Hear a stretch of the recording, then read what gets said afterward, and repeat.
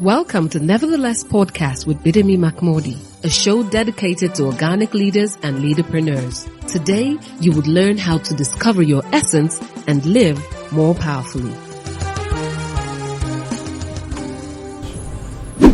Welcome to the NeverTheLess show. My name is Adeshawa Greg Godaro and I'm here with Bidemi Mark-Mordi. We have been on the conversation of pursuit for the last 3 episodes. This is the 4th episode, and if there's anything that I believe that we must even build on before we begin to talk about what we have today, is the fact that BMM had emphasized so much on the importance of your relationship with God in any pursuit. You know, in fact, while she was speaking, and I think that I'm going to ask her in this episode, I was going to ask about pursuit and mission. We're going to come to it, but today we're going to be talking about the proof of pursuit. What does pursuit look like? But like I said, I have a question for BMM and I want to ask her. But first, she wants to say hello to you. Hello, everyone. I'm here. If Adeshawa will let me.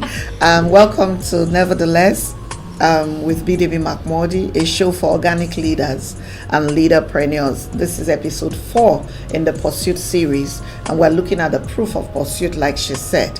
So what does pursuit look like? But she says she has another question before that. I was going to ask you, pursuit and mission, are they the same thing? Not quite. Pursuit will be the big picture, something we call purpose. Right. Mission will be the assignment. Right. Mission will be the assignment, because in pursuit you don't necessarily have to do a specific thing. Just in the end, God will be glorified by the way you live your life. But for you to arrive at the place where God's name is glorified, the way you live your life, there are step-by-step things, periodic things that He expects you to do, and that's what you would refer to mission, and I refer to as mission, and I would call assignments. Right. So the difference is that pursuit is purpose. Yes, and mission is assignment. Yes. Thank you so much, Ma, for answering that question, because that is where we're going to first base our conversation today. I know that we had said something about pursuit and what it looks like, and you have spoken about 2 kind of possible looks of pursuit for different people, and I want you to please. Okay, so in the line of my work, I get to hear people get distressed when they are in pursuit, and all of a sudden it looks like that particular journey was truncated, and they find themselves starting again. And then people will use the expression, I'm starting afresh. People are saying I'm restarting, and all of that.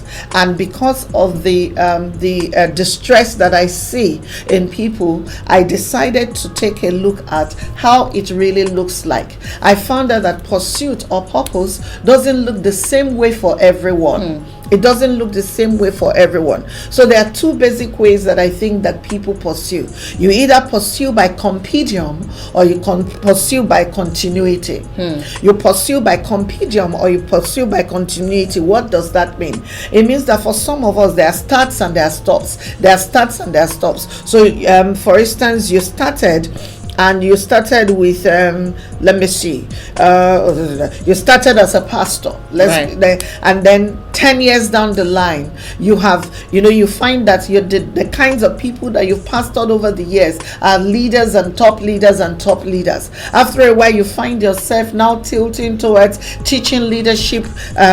Your sermons are no longer sermons. They are now leadership courses that you have been taking people through. And over time, you find yourself saying to yourself, I don't think that it's flowing anymore to just try to build a sermon into what I'm doing. So you find that one shuts it down as a pastor and starts a leadership track. So he becomes a leadership trainer or an equiper of leaders. And then he does that for a long time, say another 10 years, 15 years, 20 years. He's matured now. He's taking leadership all across the world, for instance. And one day he finds himself, sitting at the table with other world leaders, and they're saying to him, why don't you consider leading your country? You have done it for so long. We can see that you know how to do it. You have the principles and the practical down pat. So why are you not considering politics? And this man steps away from that, and you see him now in politics. He's running to become a governor. He's running to become a president.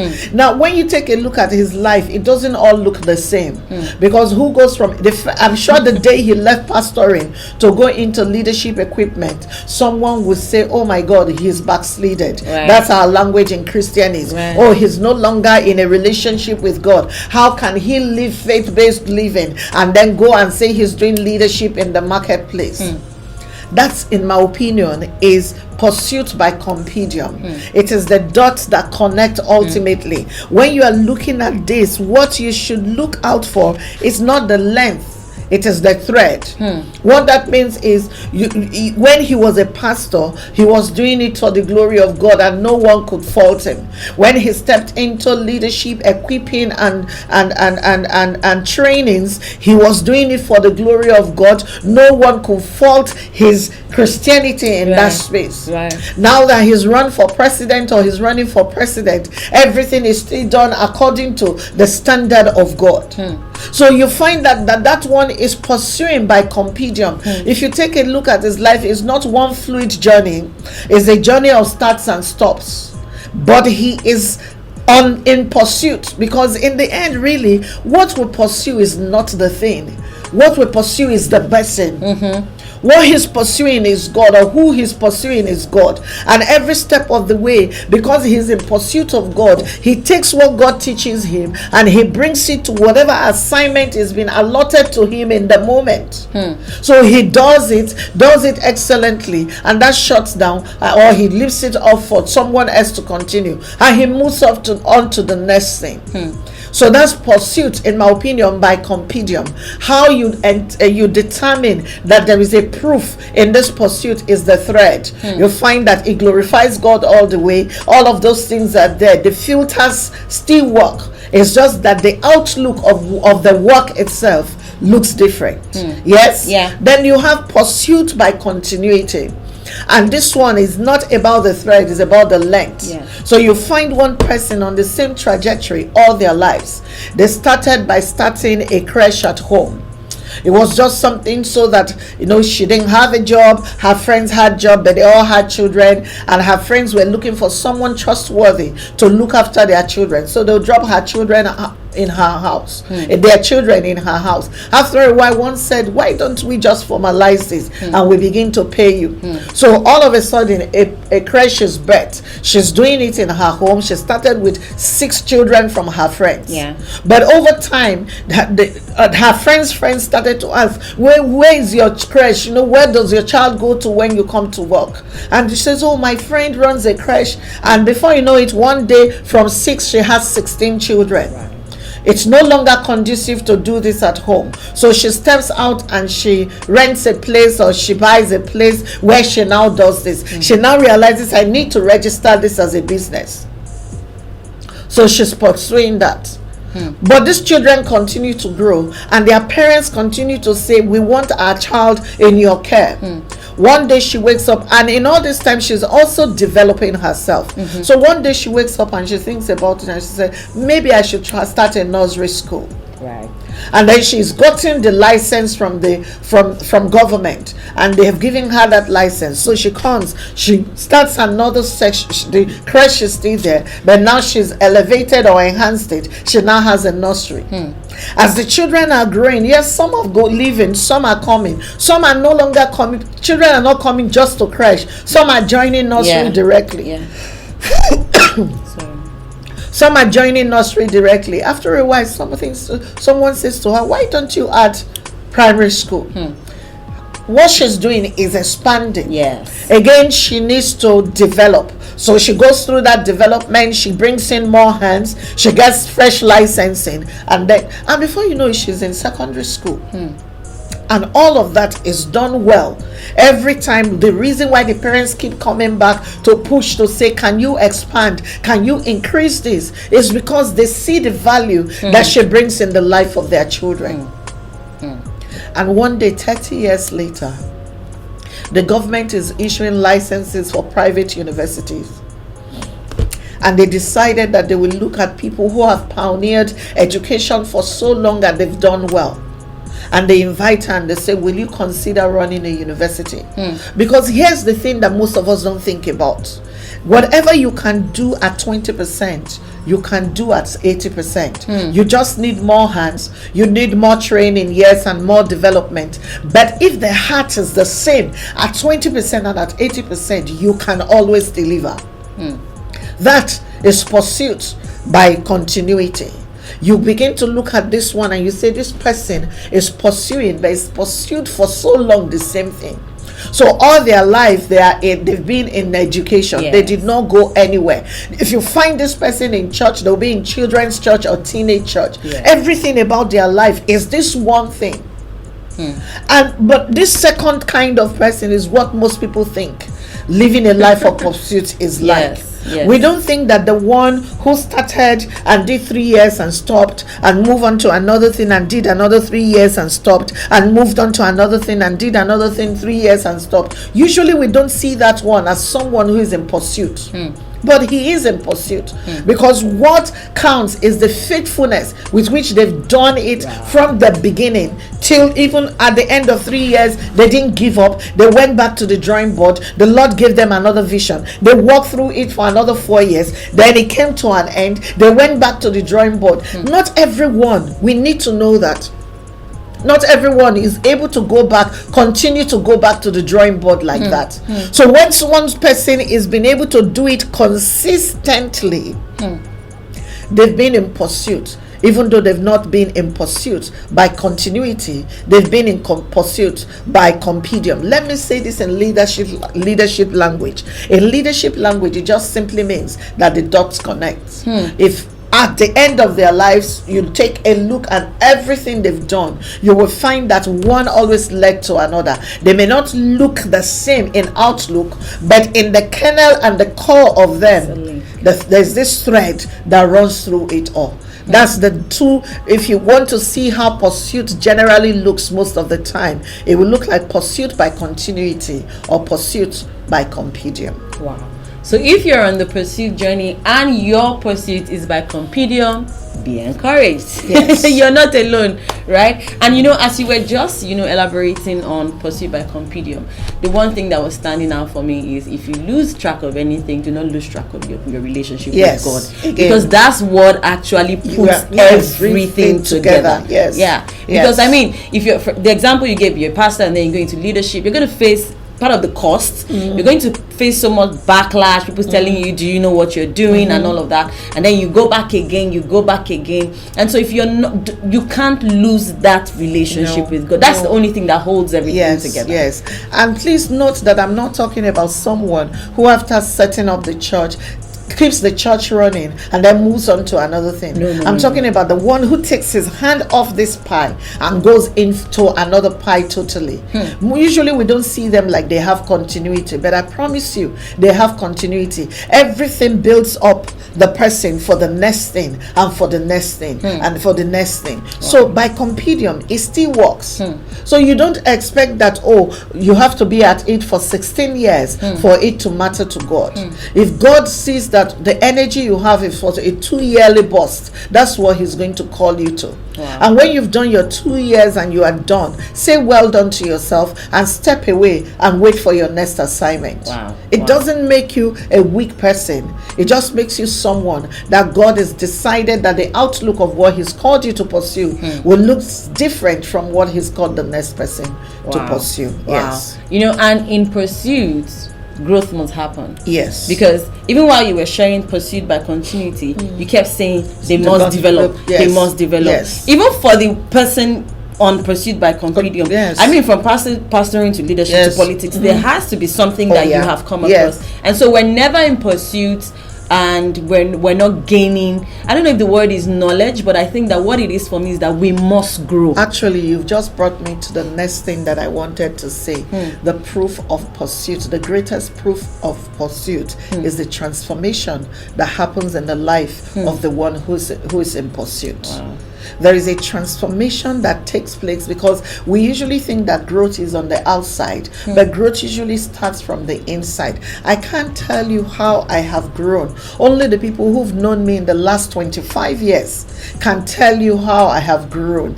And I see it, even I am surprised sometimes in how I handle situations, is how I know that I have grown from who I was 5 years ago.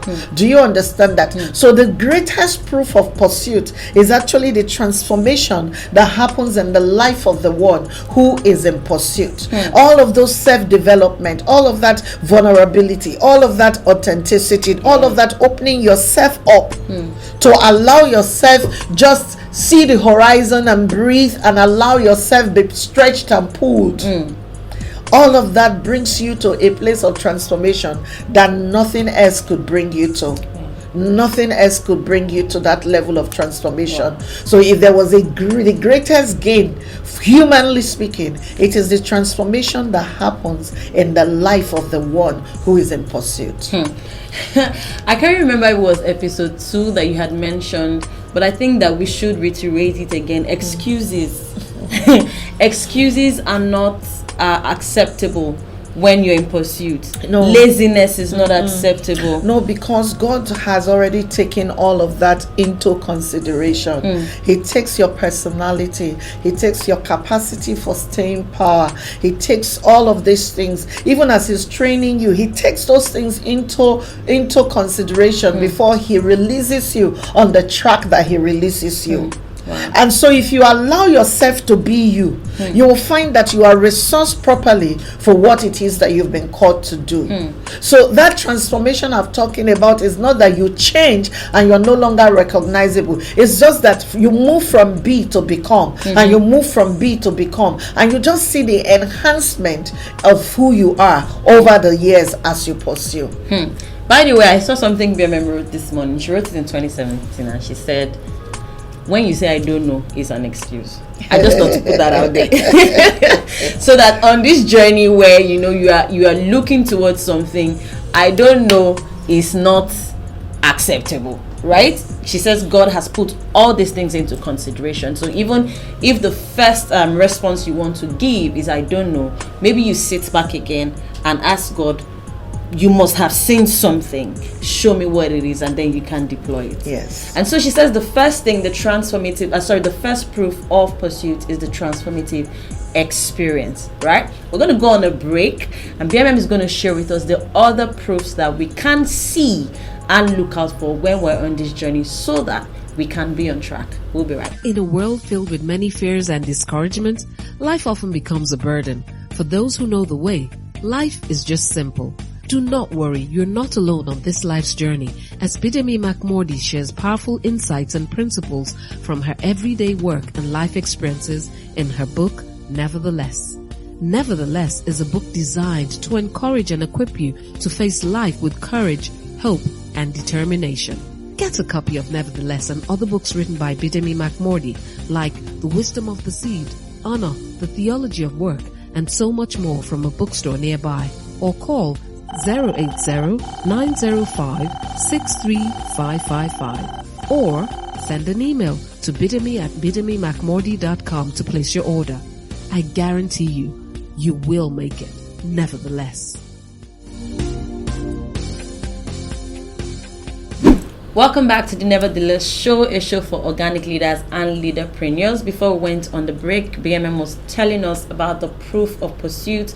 She was saying to us what we can begin to see that shows to us that this is what pursuit looks like. She has spoken about pursuit by COMPEDIUM and also pursuit by continuity. And then she began to speak about the transformative experience that is evident, growth that is evident when we are in pursuit of something. BMM, what are the other proofs that we can see? Okay, so when you are in pursuit and you pursue the way God has called you to pursue, you will find fulfillment. Again, I think it was in episode 2 I talked about reward, that we're not encouraged to have reward conversations, especially when we are people of faith.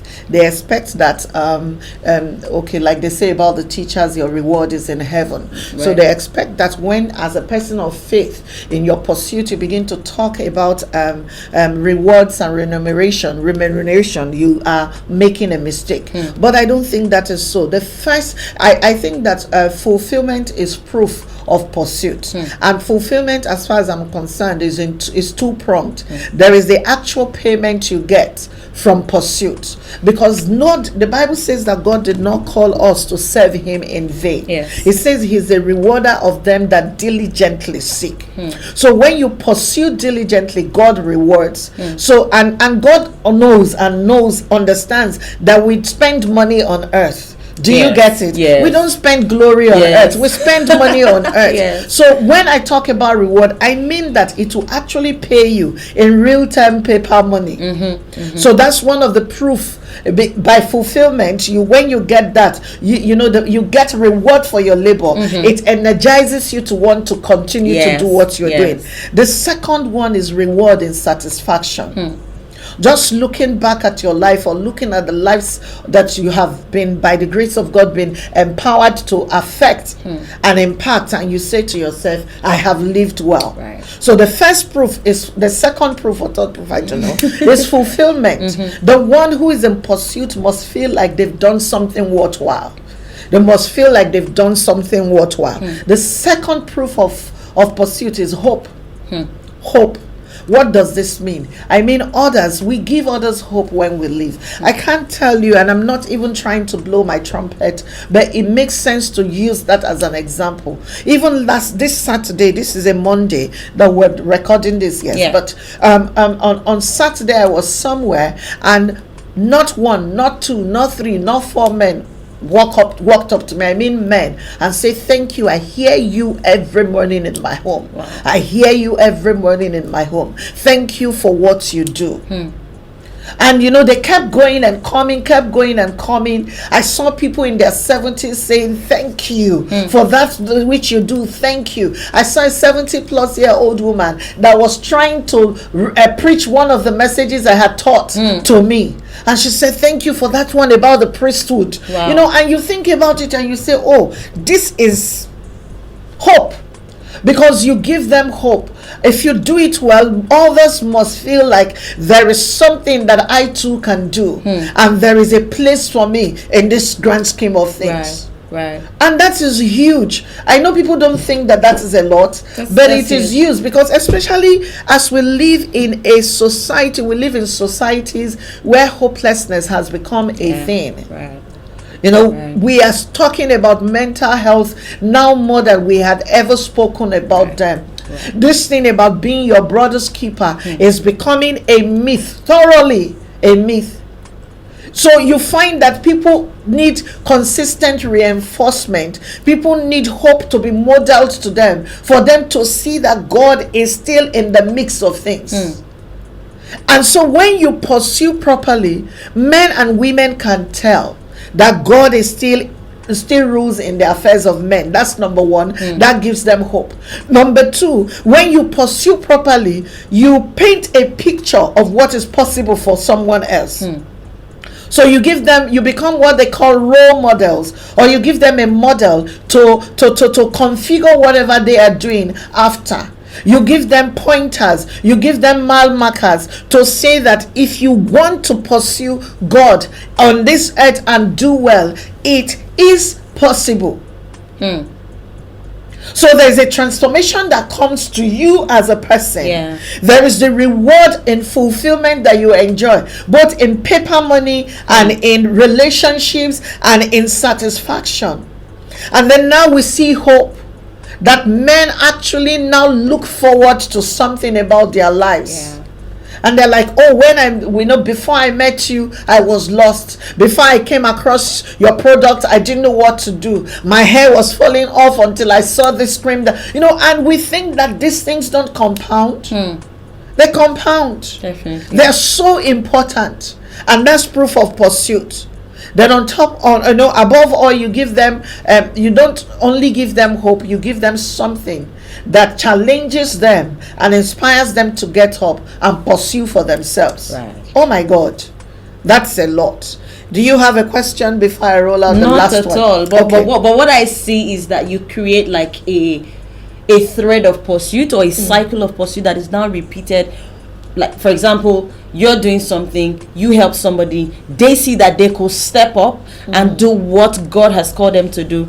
As they are doing it, somebody does the same thing, and so there's just this continuous cycle. The Bible says it like, it says the glory of the Lord will cover the earth as the water covers the sea.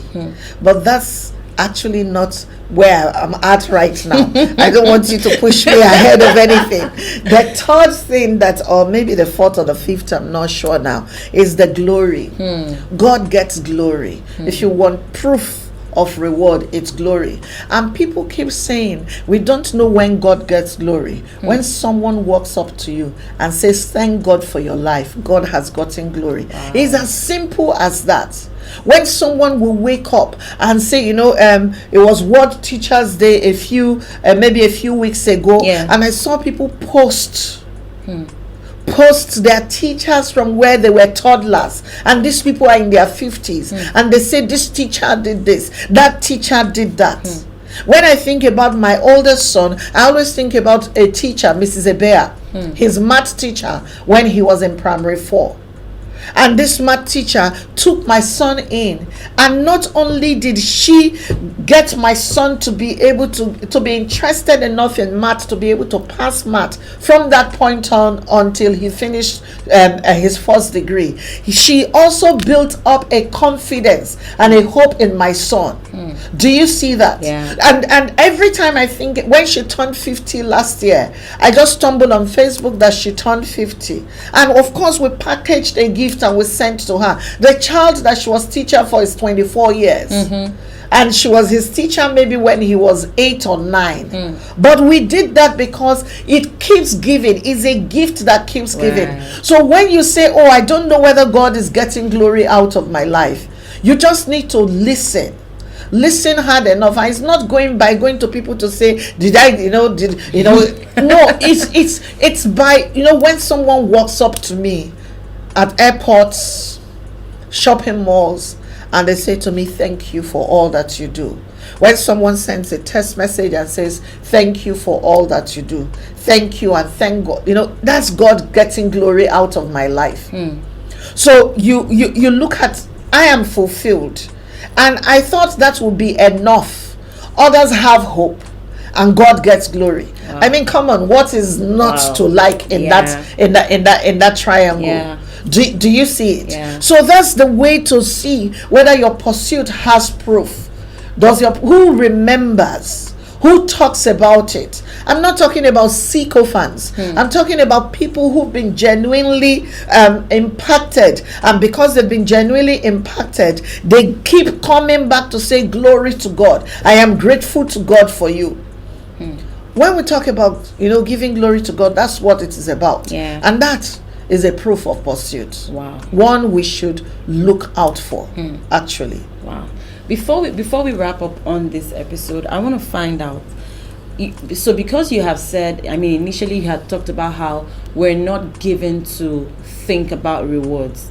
Is it okay for somebody who is going to be in pursuit now to say, okay, I can hear BMM that she's saying that these are the rewards that are possible in pursuit, and can I put those rewards in front of me as my motivation? Yes, when I teach goal setting, a lot of people, when they teach goal setting, will say, make your goals how do they say it? Smart. They say make your goals smart. I always say to them, make your goals smarter. Make them smarter. The E in smarter is for enthusiastic.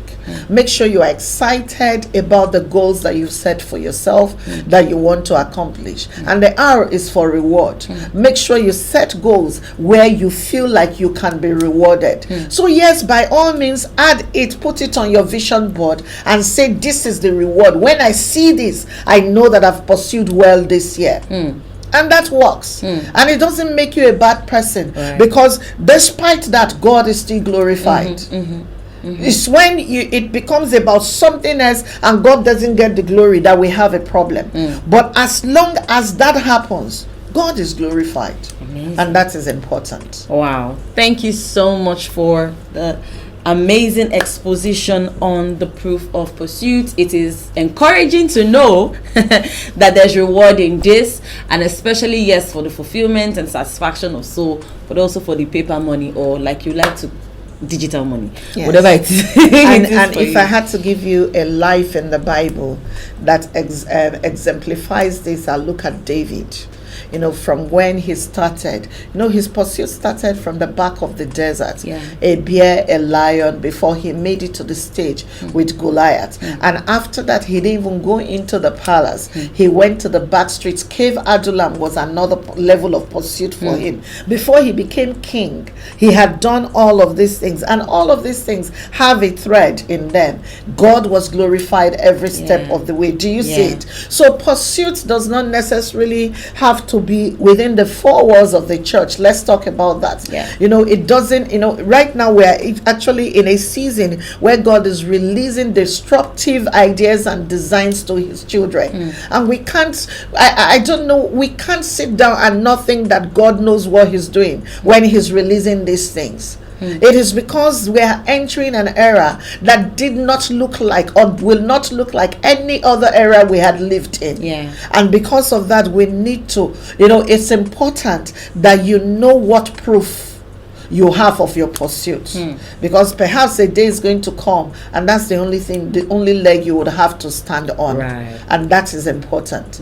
So yes, thank you so much for joining us on this episode of the NeverTheLess show. We're grateful. Thank you so much for the follow back on social media. If you're not following, please go to Instagram, Facebook, Twitter, and YouTube. YouTube now has handles, so just type Bidemi Mark-Mordi and you find BMM there. God bless you. Remember that this is a show for organic leaders and leaderpreneurs, and when you discover purpose, you will live powerfully. Thank you so much for keeping the faith with us. This month is 5 weeks, and so we'll be back next week with another episode to round off the pursuit series. Remember, if you live powerful, if you discover purpose, you live powerful. God bless you. I'll see you next week. Thank you for listening to NeverTheLess. For more information and resources, call 08090563555. Don't forget, discovering your purpose helps you live more powerfully.